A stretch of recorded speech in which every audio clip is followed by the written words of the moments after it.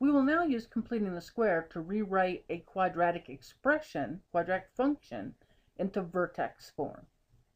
So we're going to first rewrite f at x equals x squared plus 12x plus 9 into vertex form using completing the square.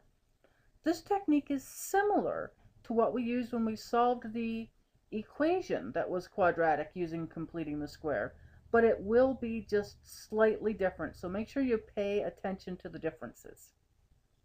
So step one is we're going to move the 9 down to the right, but this is one of those differences.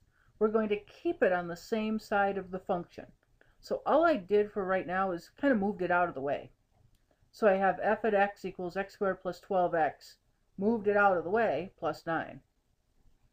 Now I'm going to complete the square on the first two terms of the expression, in much the same way I solved the equation. So I'll take half of 12, which is 6, square it, which gives us 36. Now, what we're going to do is add and subtract 36 on the same side of the function. Remember when we solved the equation, we did added to both sides? Now what we're going to do is we're going to add and subtract on the same side. So what I did was I took x squared plus 12x and I added 36. And then remember when I had that plus 9, I moved down? After it, I'm going to put minus 36. Notice by doing this, I have not changed the function. From here, what I will do is factor that trinomial, the first three terms, the x squared plus 12x plus 36, which will factor into x plus 6 quantity squared, and then I will just simplify the numbers at the far end, the 9 minus 36, which gives us minus 27.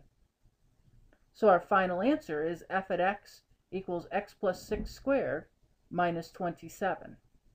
And from this form, we can read off the vertex and the axis of symmetry, right? The vertex would be negative 6, comma, negative 27.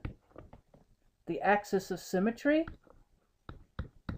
remember it's an equation, it would be x equals negative 6.